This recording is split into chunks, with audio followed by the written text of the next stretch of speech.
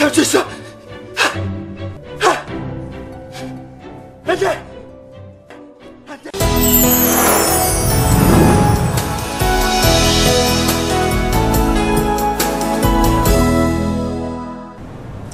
조금 전 벌어진 상황.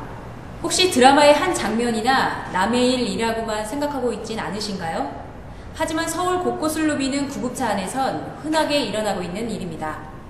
이렇게 죽음을 눈앞에 둔 위급한 상황에서도 아주 간단한 조치 하나로 귀중한 생명을 구할 수 있다는데요.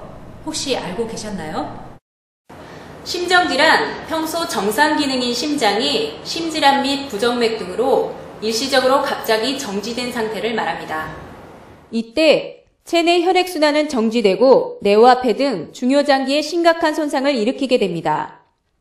4에서 6분가량 이런 상태가 지속되면 뇌의 기능이 정지되고 결국 생명을 잃게 됩니다. 때문에 심정지가 오면 즉각적인 심폐소생술이 필요합니다. 보건복지부의 2008년 심내혈관질환 조사 감시 결과에 의하면 우리나라에서 한 해에 약 2만 명 이상의 국민들이 갑작스런 심정지로 사망하고 있고 공공장소보다 가정에서 많이 발생하는 것으로 나타났습니다. 우리나라의 심정지 생존율은 2.4%, 미국 8.4%, 일본 10.2%에 비해 크게 낮은 수준입니다. 환자가 심정지로 쓰러지는 상황을 옆에서 누군가가 목격하는 경우도 40%에 이릅니다. 그럼에도 불구하고 이를 목격한 가족 또는 이웃이 119 구급대가 도착하기 전까지 심폐소생술을 시도하는 비율은 약 1.4%에 불과합니다. 이런 이유 때문에 일반인들도 심폐소생술을 평소에 익혀 대비해야 한다는 목소리가 커지고 있습니다. 저는 그때 당시 동작역 9호선 동작역 안전관리실에서 근무하고 있었던 고객안전원이었고요.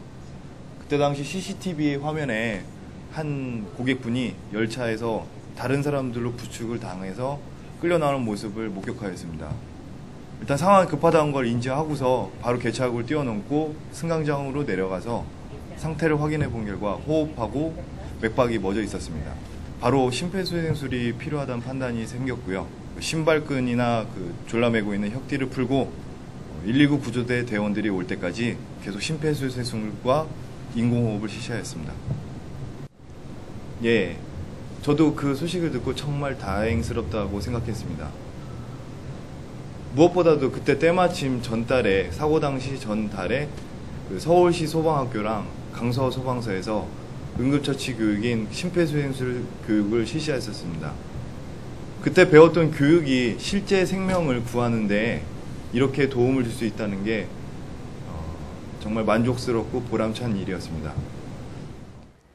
심폐소생술, 과연 어떤 것이기에 5분 만에 한 사람의 생명을 좌우하는 것일까요?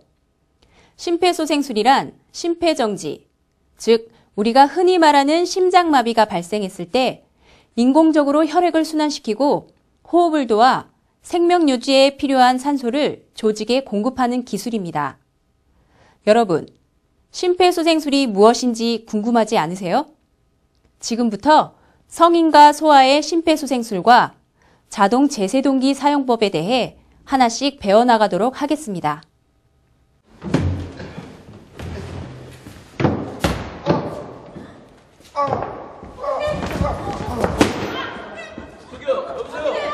정신 차려!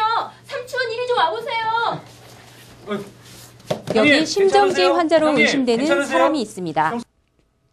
환자의 반응이 없고 호흡이 없거나 비정상적인 호흡을 보인다면 심정지 상태로 판단합니다. 다음과 같은 호흡의 경우 심정지로 판단하고 즉시 심폐소생술을 실시합니다. 손을 들어 한 사람을 가리켜 신고자를 지목해 도움을 요청합니다. 우선 환자를 평평한 바닥에 눕힌 뒤 환자의 가슴 옆에 무릎을 꿇고 앉습니다. 웃옷을 벗겨 가슴을 노출해 가슴 압박이 쉽도록 합니다. 여기에 손목과 손의 경계, 바로 윗부분이죠. 이해를 돕기 위해 손꿈치라 칭하겠습니다. 가슴 중앙에 손꿈치를 놓고 그 위에 다른 손을 포갠 뒤 손가락은 깍지를 껴서 환자의 가슴에 닿지 않도록 합니다.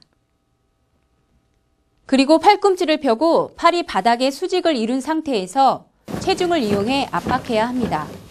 팔꿈치를 곧게 펴서 환자 가슴을 5 내지 6cm 깊이로 수직으로 누릅니다. 압박 후엔 가슴이 원래의 위치대로 오도록 힘을 빼줘야 하고요. 이렇게 1분에 100회의 속도로 30회 반복합니다. 하나, 둘, 셋, 넷, 다섯, 여섯, 일곱, 여덟, 아홉, 열, 열하나, 열둘, 열세, 열네, 열다섯, 열여섯, 열일곱, 열여덟, 열아홉, 스물, 스물하나, 스물둘, 스물세, 스물네, 스물다섯, 스물여섯, 스물일곱, 스물여덟, 스물아홉, 서른. 기도의 유지는 한 손은 환자의 이마 위에 얹어서 머리를 젖히고 한 손으로 턱을 들어 올려줍니다. 턱, 귓볼, 바닥이 수직선상에 오면 충분히 기도가 유지되었다고 할 수 있습니다. 기도를 유지한 손을 그대로 한 채 1초 동안 가슴이 부풀어 오를 정도로 2회 숨을 불어넣습니다. 가슴이 상승하는지 확인합니다. 너무 빠르거나 강한 압력의 호흡은 피합니다. 여기서 잠깐 자동 제세동기에 대해 알아볼까요? 자동 제세동기는 심정지가 발생한 환자의 심장을 전기적 충격을 통해 소생시켜주는 장비입니다. 사용 방법이 아주 쉬워 누구나 쉽게 사용할 수 있는 기기로 구급차가 도착하기 전이라도 심정지 환자를 살릴 수 있는 아주 중요한 장비입니다. 심폐소생술을 시행하는 도중 자동 제세동기가 도착하면 먼저 자동 제세동기를 심폐소생술에 방해가 되지 않도록 위치시킨 뒤 전원 버튼을 누릅니다.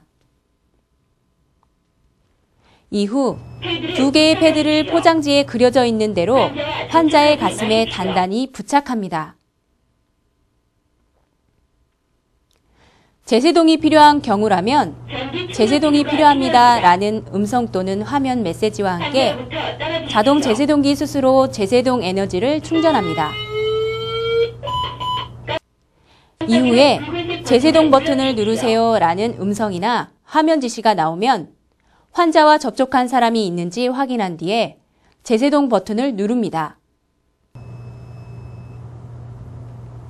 제세동을 시행한 뒤에는 지체 없이 심폐소생술을 다시 시작합니다. 자동 제세동기는 2분마다 환자의 심전도를 자동으로 분석해 제세동의 필요 여부를 알려줍니다. 119 구급대가 도착하거나 환자가 회복돼 깨어날 때까지 심폐소생술과 제세동을 반복 실시합니다. 새로운 지침에서는 한시라도 빨리 심장과 뇌에 혈액을 공급하기 위해 인공호흡보다 우선적으로 가슴 압박을 시행하는 것에 주안점을 두고 있습니다. 일반인 구조자가 인공호흡이 부담스럽기 때문에 심폐소생술 시행을 꺼려하게 되고 또한 인공호흡을 하느라 가슴 압박까지 시간이 많이 소모되는 단점을 보완한 것입니다. 한편 심폐소생술 교육을 받지 않았거나 심폐소생술 교육을 받았으나 인공호흡과 가슴 압박을 자신 있게 할 수 없다고 생각하는 사람 또는 인공호흡을 꺼려하는 사람은 가슴만 압박하는 소생술을 시행할 수 있습니다. 인공호흡을 하지 않고 가슴만 압박하더라도 환자의 생존율을 높일 수 있을 뿐 아니라 좋은 신경학적인 결과를 가져올 수 있습니다. 어떤가요? 의외로 어렵지 않으시죠? 다시 한번 되짚어 보도록 하겠습니다. 가슴 중앙에 손꿈치를 놓고 손가락 끝이 환자의 가슴에 닿지 않도록 깍지를 낀 모양, 그리고 수직으로 편 팔, 기억하시나요? 그리고 5 내지 6cm 깊이로 분당 100회의 속도로 30회 실시합니다. 소아의 심폐소생술에 대해 알아보겠습니다. 소아는 1세부터 8세까지의 어린이를 말합니다. 성인과 소아의 차이점은 가슴 압박의 깊이인데요. 소아의 경우 가슴을 5cm 압박하는 것 외에는 성인과 동일합니다. 2008년도 응급의료에 관한 법률에 선한 사마리안 법이라는 면책 조항이 도입되었습니다.